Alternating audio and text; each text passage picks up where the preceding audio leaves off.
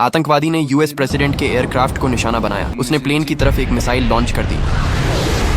Aircraft ने आती हुई मिसाइल डिटेक्ट कर ली, लेकिन अचानक कंप्यूटर स्क्रीन पूरी तरह ब्लैक हो गई। प्रेसिडेंट का पर्सनल बॉडीगार्ड खतरा महसूस कर गया। वह तुरंत प्रेसिडेंशियल लाउंज की तरफ दौड़ा। उसने प्रेसिडेंट को पकड़कर एस्केप पॉड में धक्का दिया। बॉडीगार्ड ने लॉन्च स्विच दबाया और एस्केप पॉड तुरंत एयरक्राफ्ट से बाहर निकल गया। प्लेन में बाकी सब लोगों ने अपने पैराशूट डिप्लॉय किए, लेकिन उनके पैराशूट खुल ही नहीं पाए।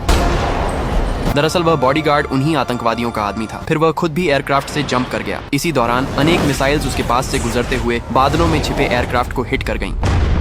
इस बीच प्रेसिडेंट एस्केप पॉड के अंदर ही फंसा हुआ था। जंगल में शिकार कर रहा एक लड़का उस पॉड तक पहुंच गया। वह तीर कमान लेकर संभल कर आगे बढ़ा और पॉड के हैच पर हल्की नॉक की। प्रेसिडेंट ने सोचा कि शायद बॉडीगार्ड आ गया है। उसने विंडो पर हैच कोड लिख दिया। लड़के ने कोड एंटर किया और तुरंत छिप गया। प्रेसिडेंट बाहर निकला, लेकिन वहाँ कोई नहीं था। उसने तुरंत एक डिस्ट्रेस सिग्नल भेजा। कुछ देर बाद लड़का धीरे धीरे उसके पास आया। कौन हो तुम? मैं यूनाइटेड स्टेट्स का प्रेसिडेंट हूँ। प्रेसिडेंट ने अपना आईडी कार्ड उस लड़के की तरफ फेंक दिया। पहचान वेरीफाई करने के बाद लड़का शांत हो गया और प्रेसिडेंट को वहाँ से दूर ले जाने लगा। थोड़ी देर बाद बॉडीगार्ड आतंकवादियों के साथ वहां पहुंच गया, लेकिन तब तक प्रेसिडेंट बिल्कुल गायब हो चुका था। लड़का प्रेसिडेंट को पहाड़ से नीचे ले जा रहा था। रास्ते में प्रेसिडेंट ने अपनी सिक्योरिटी के बंदों की डेड बॉडीज देखी। उनके पैराशूट पैक्स जानबूझकर खराब किए गए थे। प्रेसिडेंट को समझ आ गया कि उनकी टीम में कोई गद्दार था। तभी बॉडीगार्ड उन तक पहुंच गया। ये देखकर प्रेसिडेंट को लगा कि अब बचना मुश्किल है। उसने अपना बैज लड़के को दिया और उसे बोला, पहले तुम भागो। पर बॉडीगार्ड करीब आ चुका था। प्रेसिडेंट ने अपनी सब मशीन गन उस पर तान दी ताकि उसे रोका जा सके।